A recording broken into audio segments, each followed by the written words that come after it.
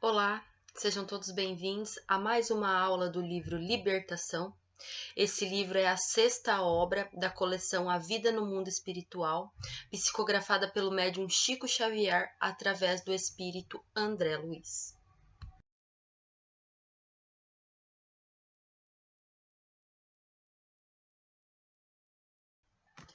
Hoje eu estou gravando aqui da minha casa para vocês. Então, a qualidade do vídeo está um pouquinho diferente, está um pouquinho mais desfocado, mas o áudio tá bom, as figuras estão boas também, então acho que vai dar para vocês aproveitarem bem a aula da mesma maneira. Hoje nós vamos estudar o capítulo 10, mas como sempre fazemos, vamos fazer uma pequena recapitulação do capítulo anterior.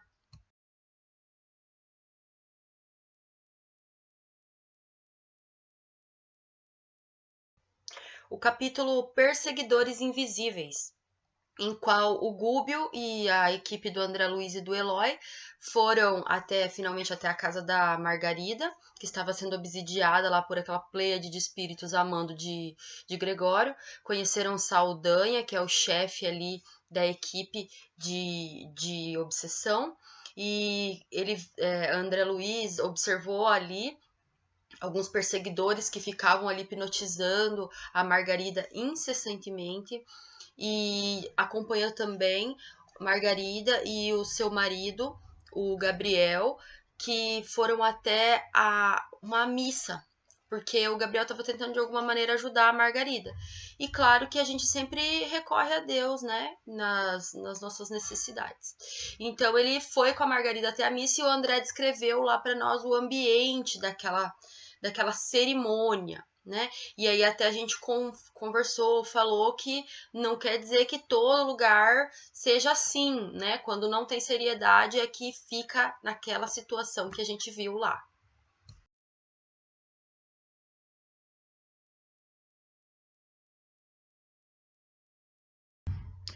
Beleza, então hoje a gente vai falar do capítulo 10, em aprendizado. Continuando do capítulo anterior, eles retornaram então daquela cerimônia para a casa da Margarida. De retorno à casa, com indisfarçável estranheza, reparei que o nosso instrutor não empreendia qualquer ataque em defesa da doente querida. Então, o André ele não entendia por que o Gúbio não fazia nada assim efetivo e rápido para socorrer a Margarida. Ele não entendia isso. Como o André já falou no capítulo anterior, na ideia dele, o mais correto, o mais adequado era acabar logo com aquela situação, lutar com os perseguidores e livrar a Margarida e tirar ela dali. Mas o Gúbio, ele é muito sábio. Ao longo do livro a gente vai ver como ele é sábio, como ele ensina pra gente. E ele não tomou nenhuma atitude ali agora, porque talvez exatamente não era o momento. Você já pensou se o Gúbio fizesse isso que o André queria? Saísse lutando ali com os perseguidores e tirasse Margarida dali? Então ele não ia estar sendo caridoso com nenhuma daquelas pessoas que estava ali naquela situação. E ele, ao arrancar aqueles obsessores da Margarida, não significaria que ele conseguiria de fato livrá-la de Gregório, porque as teias que linkavam os dois ali eram muito fortes. Então Gúbio, ele estava agindo com sabedoria, porque ele sabia que o momento que ele agisse, então aquele seria o momento decisivo. Mas o André não, o André queria que já logo, que, meu Deus, não, como vai deixar a Margarida ali daquele jeito? O André é muito parecido com a gente ainda, né? A jovem senhora, novamente metida no leito, semi-aniquilada, punha os olhos no ar vazio, absorvida de indefinível pavor.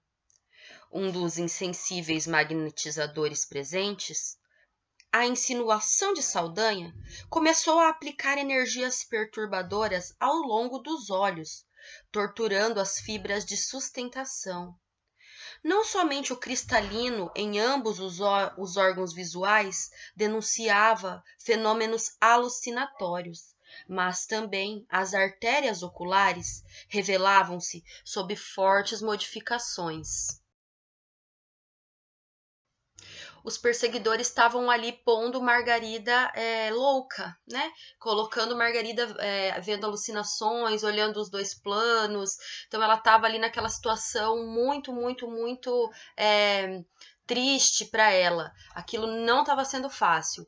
O André descreve como ele percebeu como é fácil para os obsessores estarem fazendo isso, estarem impondo tormentos às vítimas que eles desejam. Então, justamente, os nossos amigos espirituais, eles com mais facilidade conseguem estar invadindo a nossa privacidade, né? Principalmente a mental, porque a gente fica ali transparente e muitas vezes sem ter a possibilidade de se defender, porque a gente sequer sabe que está passando por isso. Ou sabe certamente, né?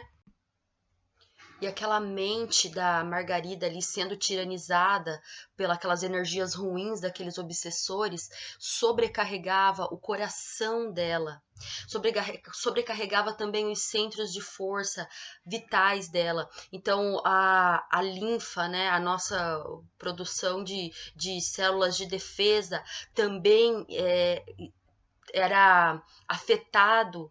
eram afetadas por causa dessa sensação, desse sentimento, desse pavor que Margarida vinha sentindo.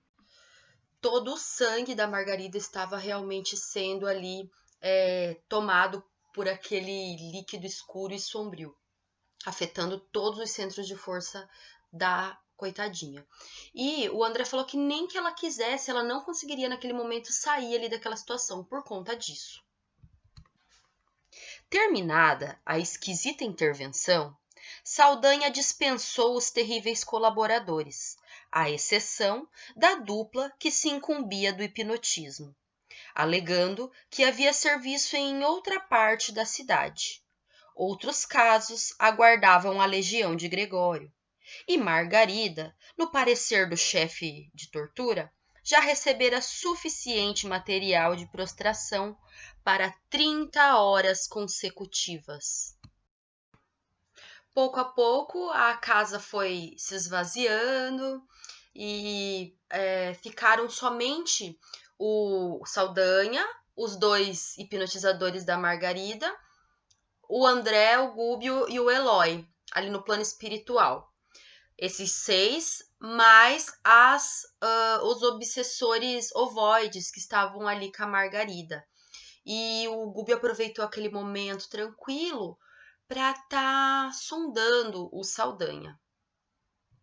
Gúbio disse então: Saldanha, sem dúvida que a sua fidelidade aos compromissos assumidos é bastante significativa.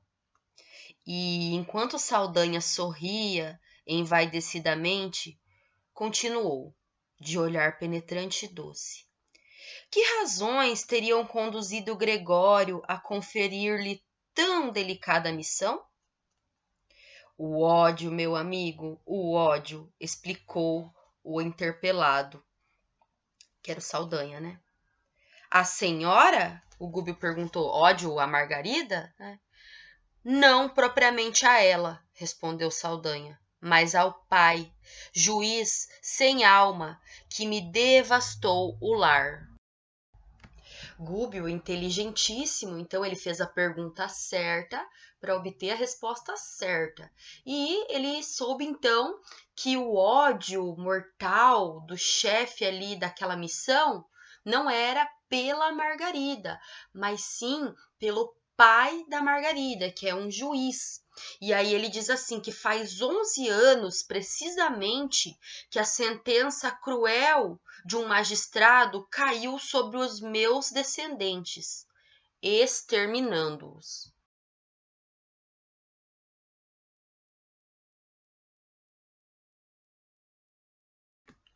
O Gúbio se mostrou muito interessado ali no que o Saldanha estava falando, então o Saldanha continuou. Ele disse que na última encarnação ele havia desencarnado por tuberculose. Ele era muito pobre, não deixou nada para sua família de herança. Em sua encarnação, sua última encarnação, ele havia sido casado com uma senhora chamada Iracema, com a qual ele havia tido um filho, que é o Jorge. E aí o Jorge, logo que ele desencarnou, o Jorge teve que trabalhar para sustentar a família. Né? O Saldanha, ao desencarnar, ele não conseguiu elevar-se, ele não conseguiu ir para nenhuma colônia ou plano espiritual. Ele ficou ali junto na casa, junto de Iracema, junto de Jorge. Ele ficou ali naquela ideia de espírito familiar, espírito neutro, dentro da casa dele ainda, tá? Mesmo depois de desencarnado. E o Jorge trabalhava de serviço braçal, pesado, numa casa.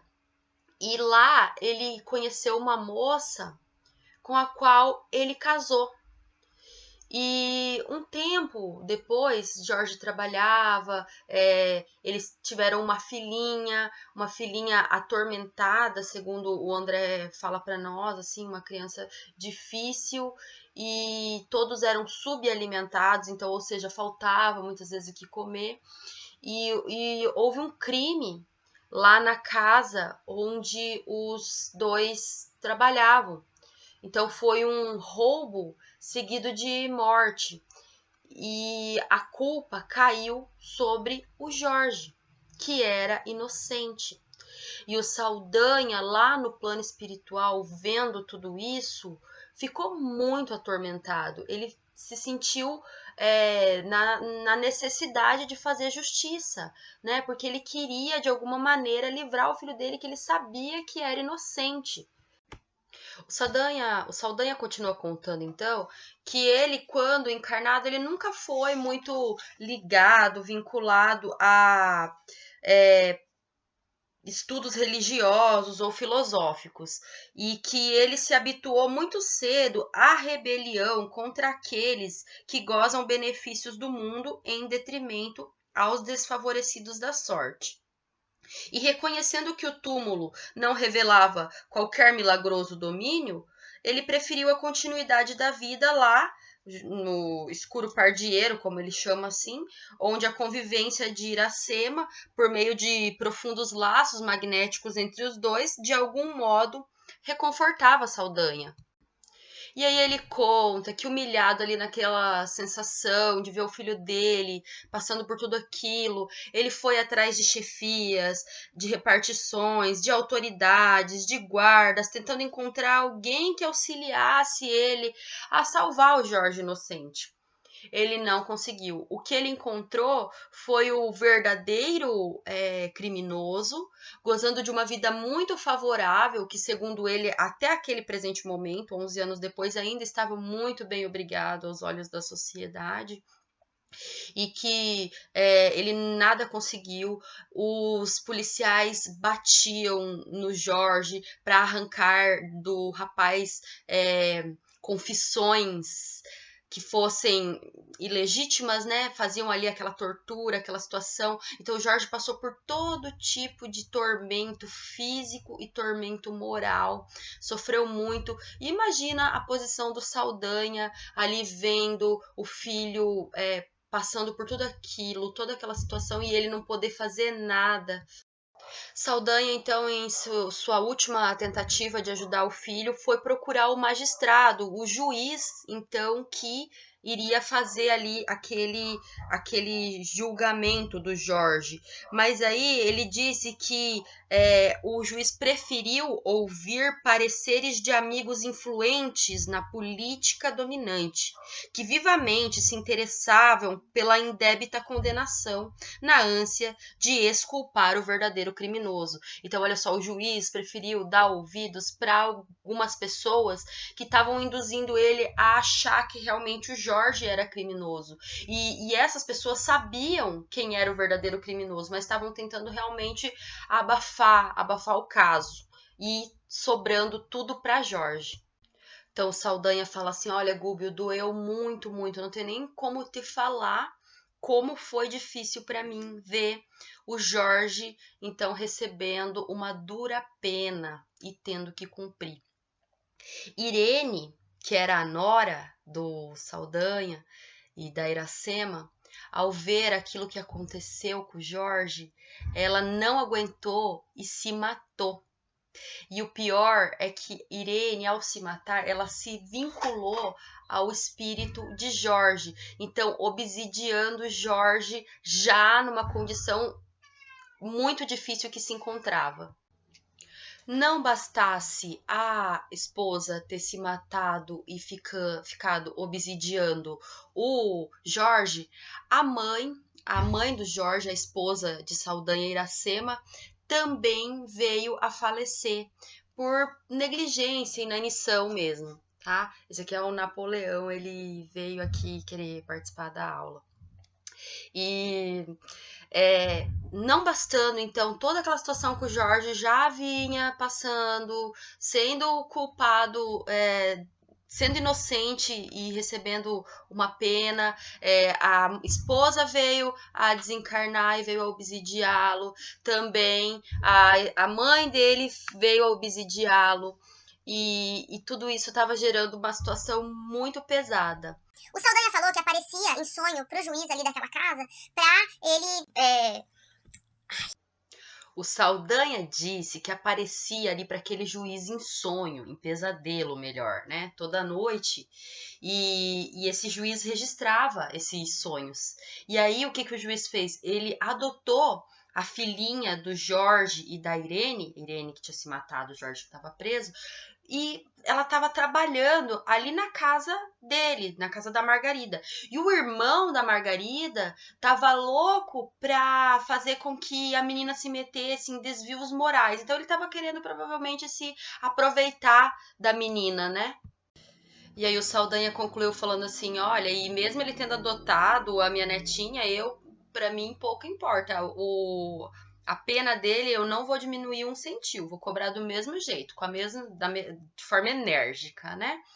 E aí o Gúbio não queria orientar, não queria doutrinar, ele estava esperando o Saldanha falar. Ele deixava o Saldanha falar.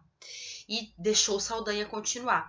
Mas aí ele só murmurou assim, ele disse assim, realmente, a sementeira de dor é das que mais nos afligem. Então, né, se a gente começa a plantar sementes de dor, com certeza a gente vai ficar aflito, né? Então, isso estava acontecendo pro juiz e agora pro Saldanha. E aí o Saldanha disse assim, olha, muitas pessoas já vieram tentar me converter, me convidar à transformação espiritual, mas eu não aceito, porque eu não tenho a menor condição de perdoar essas pessoas por isso. E até porque o pobrezinho do Jorge, obsidiado pela Iracema e pela Irene, ali sob a pressão mental das duas, enlouqueceu. Então ele já estava em processo de loucura e foi enviado para um manicômio, onde ele ficava lá jogado às traças. O Saldanha falou que era horrível de ver. E ele diz assim, então, como que eu vou ter compaixão de alguém se ninguém teve compaixão de mim, do meu filho? Ninguém teve compaixão nenhuma. Então, eu não admito, não tenho compaixão dessas pessoas.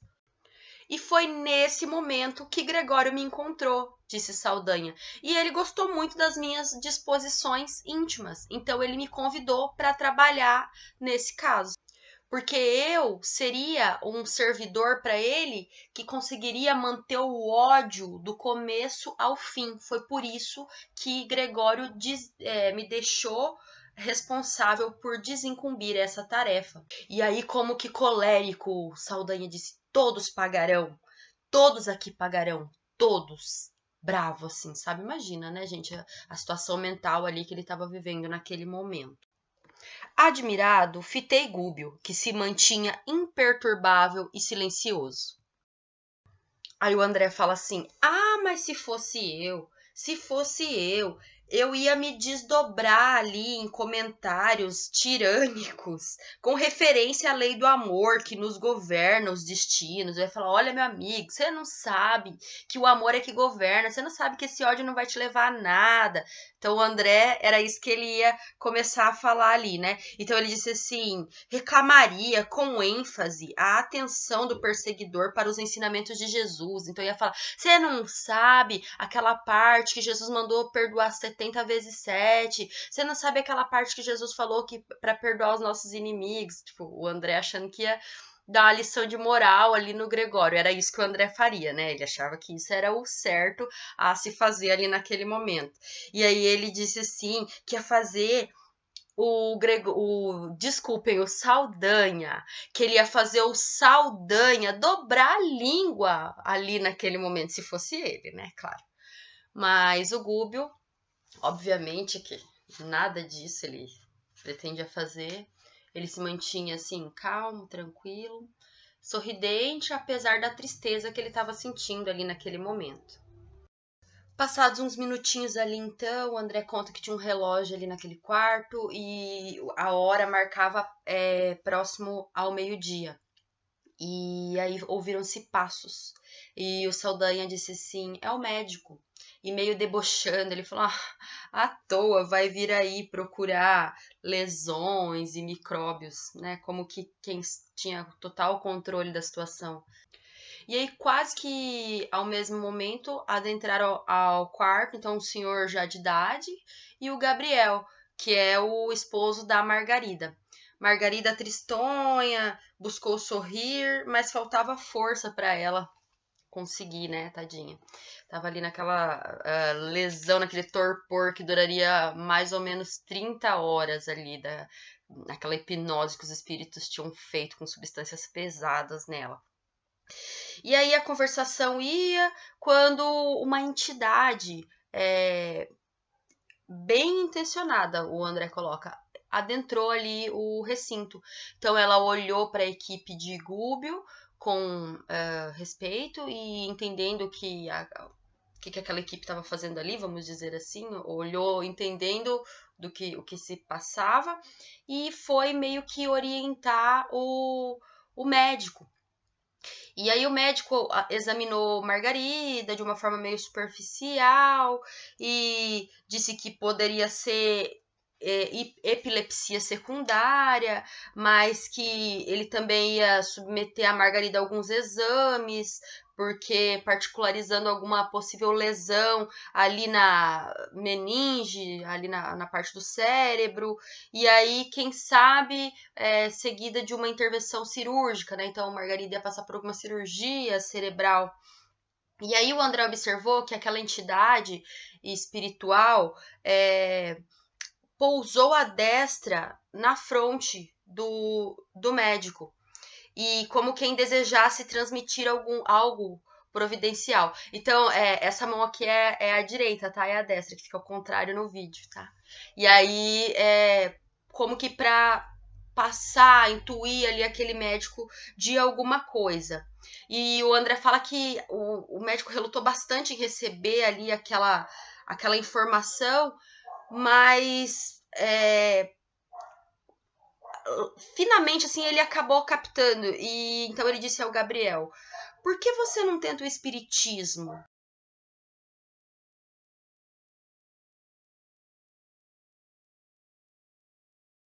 Conheço ultimamente alguns casos intrincados que vão sendo resolvidos com êxito pela psicoterapia. E aí, para não tratar o espiritismo como se fosse algo científico, filosófico, religioso, ele disse assim: olha, tem. Hoje em dia a gente sabe que tem muito. A gente sabe muito bem que tem. A sugestão é uma força misteriosa, quase desconhecida. Então ele trata quase como que o espiritismo como uma força da sugestão, né? Aí o Gabriel pediu se ele podia dar mais orientações sobre o assunto. O médico disse que ele não conhecia ninguém muito próximo, mas que o Gabriel não ia ter dificuldade de se resolver com isso, de achar alguma pessoa, algum médium, né, que atendesse. E aí ele deixou algumas indicações escritas relacionando drogas, injeções e saiu. O Gúbio falou qualquer coisa ali com o Saldanha disfarçadamente, virou pro André e disse assim: André, para você aprender bem hoje, eu sugiro que você siga essa entidade que teve aqui agora, que você vai tirar muito proveito. Aí ele falou assim, André, você vai e aí logo daqui a pouco você volta para continuar o nosso trabalho aqui.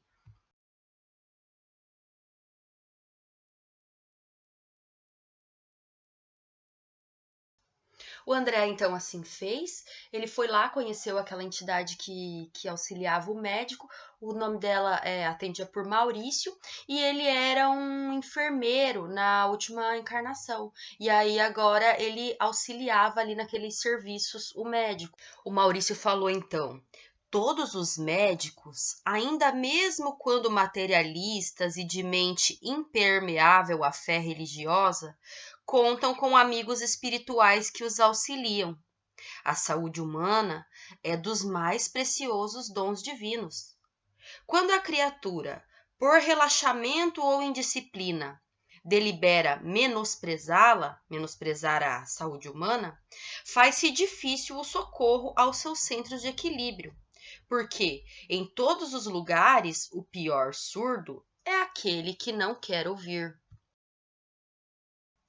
Então, valioso ensinamento aí do Maurício, né? Com certeza o pior surdo é aquele que não quer ouvir, né? Porque a pessoa ter a condição, estar acompanhado, é isso que ele quer dizer. Então, os médicos, né?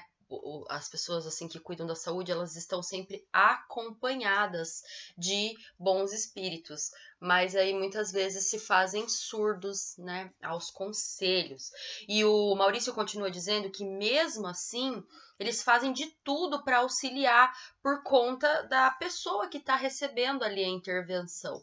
Mas que tem casos, lógico, porque todos agem acima de tudo com o livre-arbítrio, que são erros muito graves da medicina, que eles não têm como fazer nada.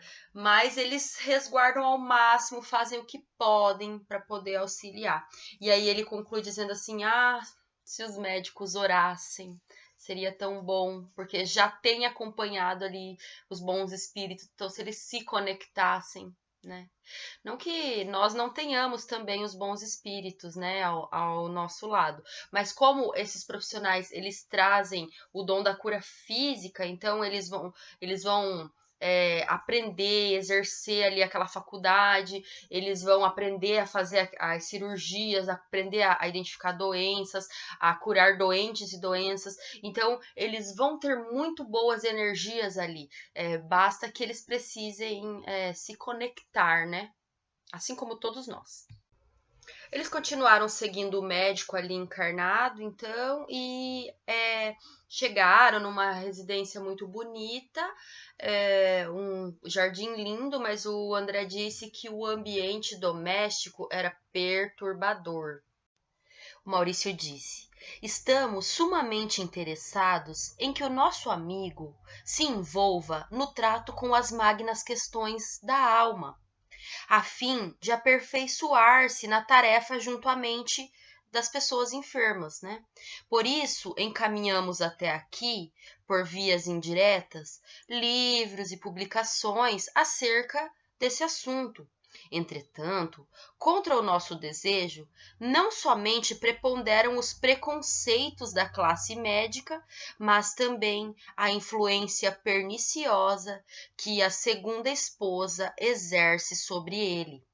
Homem inteligente, mas muitíssimo arraigado à remuneração dos sentidos, o nosso amigo não suportou a viuvez e desposou há 5 anos uma jovem que lhe exige pesado tributo à maturidade respeitável. Acontece também que esse problema acresce a questão muito grave. A primeira esposa desencarnada deixou 2 rapazes e permanece ligada à organização doméstica, que considera sua propriedade exclusiva. Olha que situação desse médico também vivendo. A esposa tinha falecido, mas permanece ali no lar, vinculada ao pensamento ainda dos 2 filhos, e ela faz um caos ali dentro. O Maurício continua dizendo, então, que por mais que eles trabalhem, ainda não conseguiram retirá-la com proveito da casa, porque o pensamento dos filhos em conflito com o pai e com a madrasta lhe invoca a atuação de minuto a minuto. O duelo mental nessa casa é enorme. Ninguém cede, ninguém desculpa, e o combate espiritual permanente transforma o recinto numa arena de trevas. Então a casa ali, aquele ambiente doméstico ali onde morava o médico, a nova esposa e os dois enteados, era um caos, briga de noite, ninguém cedia, ninguém se respeitava. Então o Maurício parou de falar um pouquinho e eles entraram. Ele pôde notar que a ex-dona da casa, a sem o corpo físico, né, desencarnada, ela estava em singular posição de revolta, abraçada a um dos filhos moço, de mais ou menos 18 anos, que fumava nervosamente numa espreguiçadeira. Via-se-lhe perfeitamente a condição de vaso receptivo da sublevada mente materna. Então, ele estava totalmente vinculado ali à mente da mãe. Ideias inquietantes e delituosas povoavam-lhe a cabeça.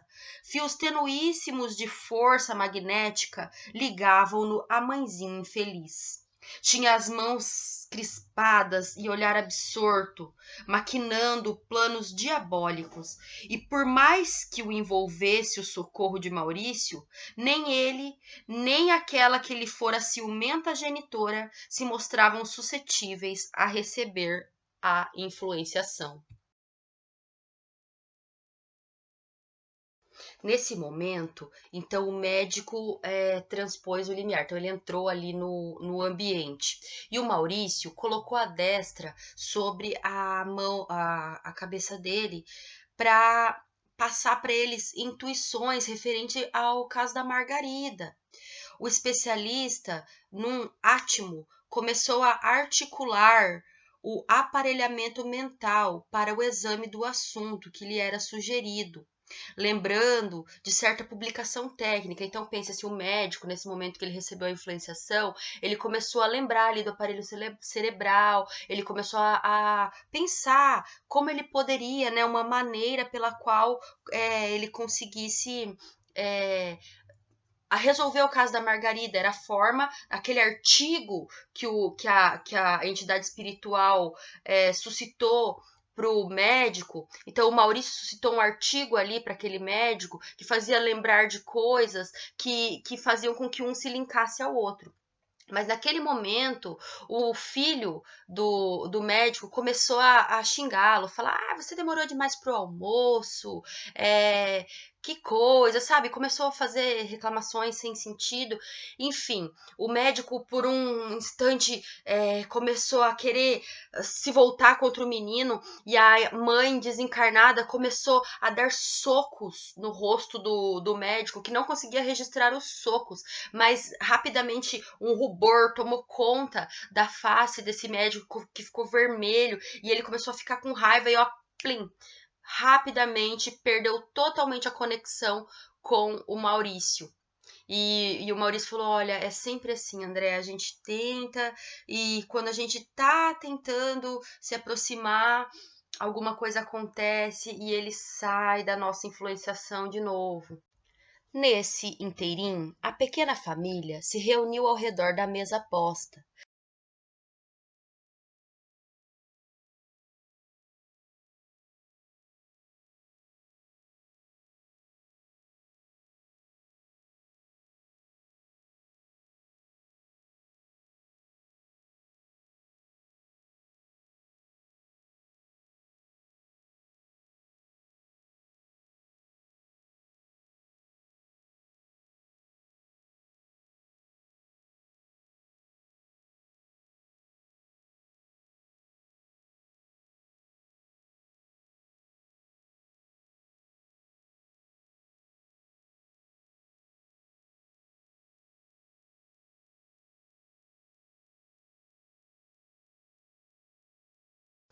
Então, ali mesmo, durante a refeição, a jovem senhora já brigou com o marido, teve uma discussão sem sentido, e ela foi para um recinto para descansar.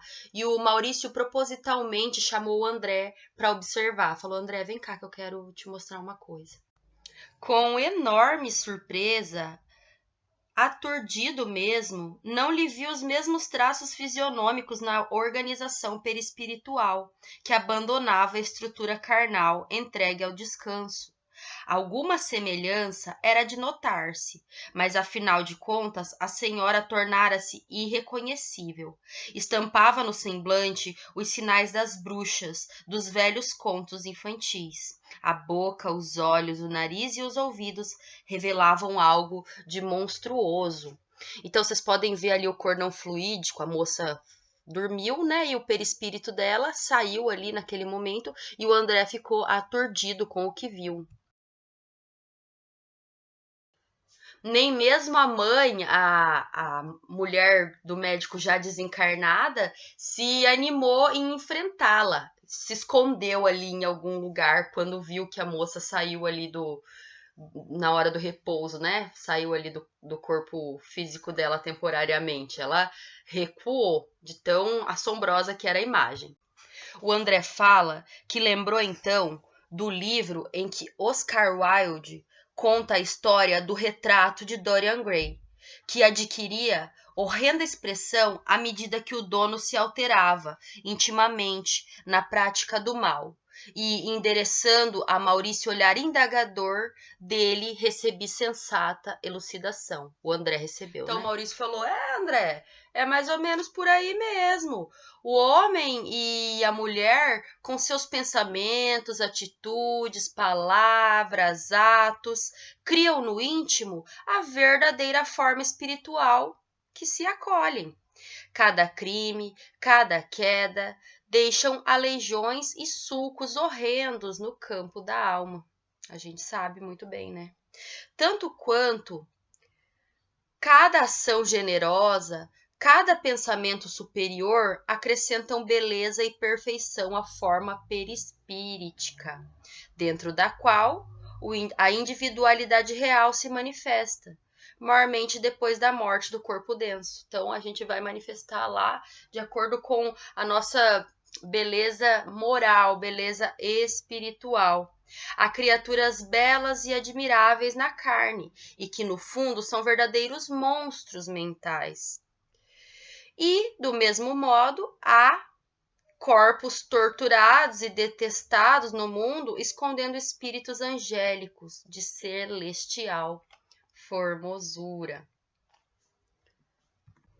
E aí Maurício finaliza dizendo assim, essa irmã, André, essa moça, ela tá presa a uma pleia de obsessores, e de acordo com as condutas dela mesmo. Então, o Maurício diz assim que acha que ela não se precatará tão cedo dos perigos que corre, e somente se lembrará de chorar, aprender, transformar-se para o bem quando se afastar em definitivo do vaso da carne, na condição de autêntica bruxa que é. Então, o Maurício diz que não vê ali grande possibilidade dessa moça conseguir reverter ali a situação espiritual, mental que ela vive até então. O André falou que ficou fascinado com o assunto, né, com essa ideia de que muitas pessoas mudam totalmente ali quando estão desligadas do corpo físico. Isso ele tinha visto muito aquele dia que ele estava preso lá naquela cela, lá no capítulo 6. Então hoje ele viu certinho ali o momento que a pessoa deixa o corpo físico, o jeito que ela sai dali, que era uma pessoa normal e que vai lá pro plano espiritual daquele jeito, né? Muito interessante, mas aí o André tinha que retornar lá para casa de Margarida para continuar as atividades com o Gúbio e com a equipe, tá bom? Espero que eu tenha podido ajudar vocês. Qualquer dúvida, por favor, postem aqui nos comentários. Se vocês tiverem alguma dica, podem deixar também. Se vocês tiverem alguma sugestão, se vocês gostaram do vídeo, curtam o vídeo, porque promove mais acessibilidade. Se não gostaram também, não curtam, vocês podem fazer isso. E até a próxima!